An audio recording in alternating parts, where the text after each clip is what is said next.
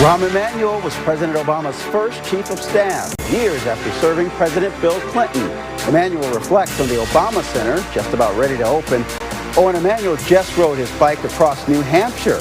Tonight, former Chicago Mayor Rahm Emanuel gets to the point. From Chicago's very own, with WGN political editor Tahman Bradley, this is The Point. Good evening. Rahm Emanuel was Chicago mayor when the city won the competition for the Obama Presidential Center. After Barack Obama was elected president, Emanuel left his promising congressional career to serve as Obama's chief of staff. He was at the White House during the economic recovery of 2009 and the fight for health care. Today, Emanuel sat down with us to reflect on the Obama Center and Emanuel's own flirtation with running for president. Ambassador, good to see you, or I guess I should say mayor when you're in the city of Chicago. Take us back to 2014. The Obama Center was not a sure bet to actually be in Chicago. Was Chicago even the front runner? Well, yes and no. That's the short answer. It was really Hawaii made a bid, Columbia, Upper West Side of New York. I think when you look at his political DNA, it's hard to see why it wouldn't be in Chicago. But we did have to hustle for it and hustle to get it, and we put the sweat equity in and rolled up our sleeves. Park preservation groups were concerned about the transfer of land. How'd you get that done? Through charm and persuasion, one of my strong suits. No, I think, look, one is, on the south side of Chicago, it's not often that people come and say, I'm going to give you $1 billion investment, costs you nothing, and the returns, and we're going to keep investing and investing. But we had work to do. We had to get through the Interior Department. We had to get through the City Council. It was 49-1. Not that I forget that vote. It was 7-0 in the Park District. And then the bigger thing, or a big thing, to make it all work, people forget this, but Governor Rauner was against giving resources for infrastructure, roads and other stuff, which we made an equity case, and the General Assembly passed it, and we persuaded the governor that it would be in his interest to sign the bill. There's a copy of the Affordable Care Act there. That's still the law of the land. How gratifying is that? Well, let me give you, since I just biked across New Hampshire, and so I'm telling you this, we're in, I think it's the third day. It's Lebanon. It's 6 miles left on the 113. Coffee shop outside. I'm sitting outside, and it's a beautiful kind of square and so on and so on.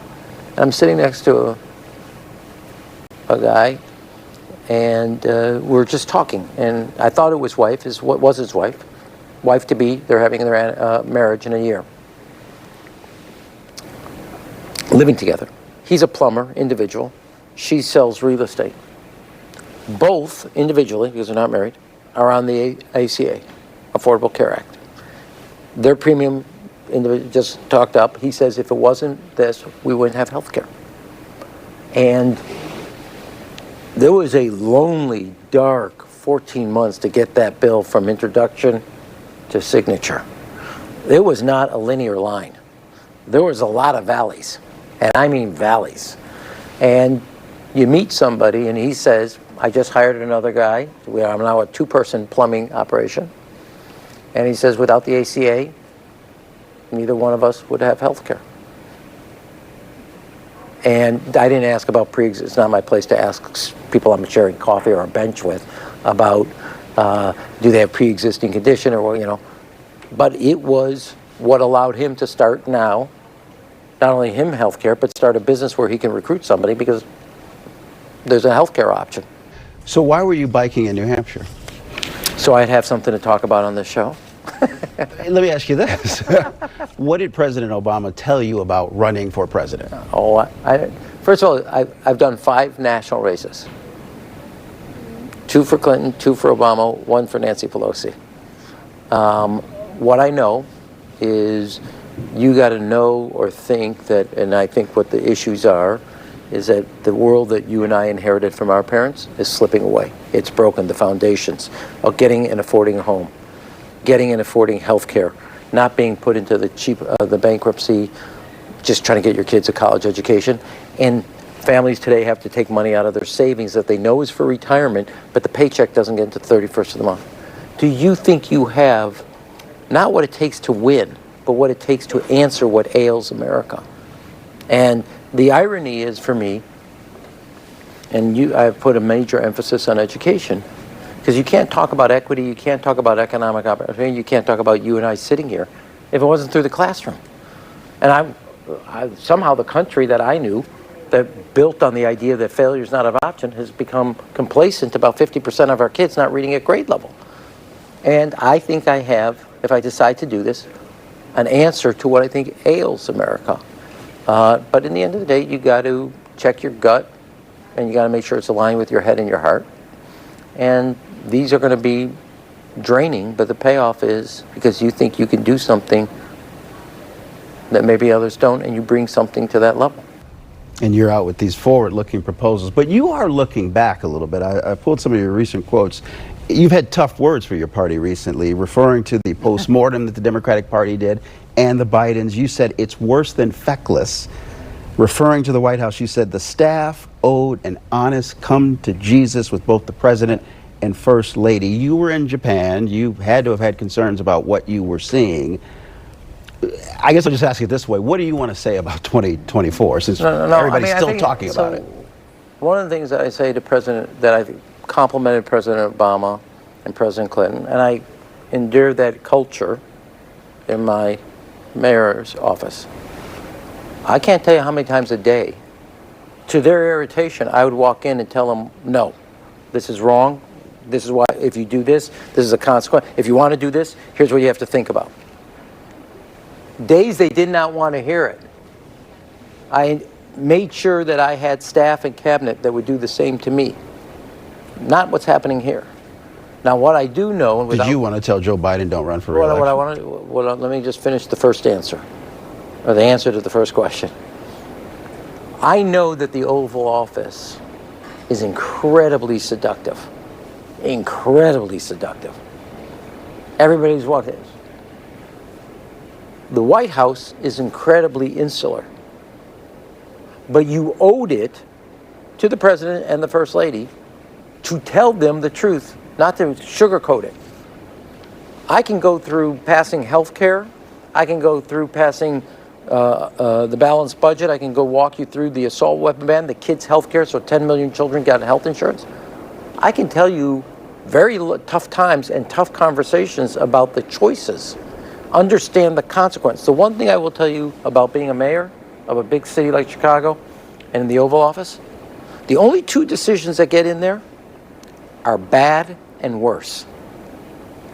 Now, I think tough times require a tough leader. They were willing to take the truth. They didn't like it. They took it. I think the White House staff owed the president an honest conversation about where he stood in 2023, 2024, even at the night of the debate, and it dragged on for 3.5 weeks. And that conversation, it's pretty clear based on all the books and everything else, was never had. Speaking of tough decisions and dealing with tough people like sports leagues and sports franchises, you famously, the World Cup, Chicago had a chance to get it, but FIFA wanted in the contract language that you'd have to put a dome over Soldier Field if they wanted you to do that, and then of course the taxpayers would have to foot the bill. Similar difficult negotiations in the state of Illinois with the Bears, who are eyeing Hammond, Indiana. So, question, what would be too much for Governor Pritzker to offer the Bears to stay in Illinois? So first of all, three things. Before you even got to this stadium, a dome, they were asking me to let the Chicago taxpayers take all the costs, all the risk, and they get all the upside. I didn't go to Booth or Kellogg Business School, but I know enough about 8th grade math that numbers don't work. Second, finally, they said, well, we like the right to ask you to demand that you do a dome. And I said, I'm not putting the city on the risk, let alone it's a historic landmark, you can't do that. I said, forget about it. Get out of here. Now you have cities across the country where you have 80% vacancies. They're not making any money off of this. I don't want or wish anybody ill, but number two, you followed this, you covered it when I was mayor.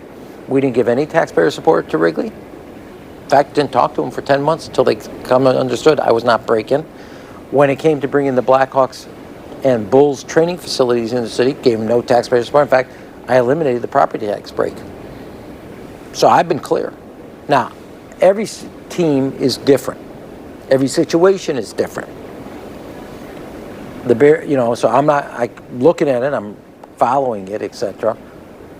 But what I did with FIFA and telling them to go pound sand, and what I told the team ownership here, taxpayers are not the dumb money at the table.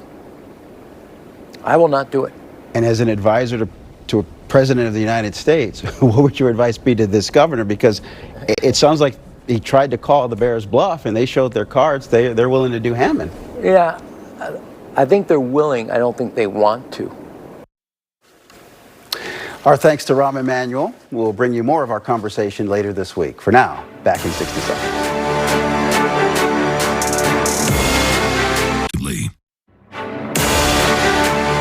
Tonight, a tip of the hat to courtside seats at the NBA Finals. Our guest tonight, Rahm Emanuel, had them during Game 3 of the Knicks-Spurs matchup in New York. His brother, super agent Ari Emanuel, gifted him with the great seat.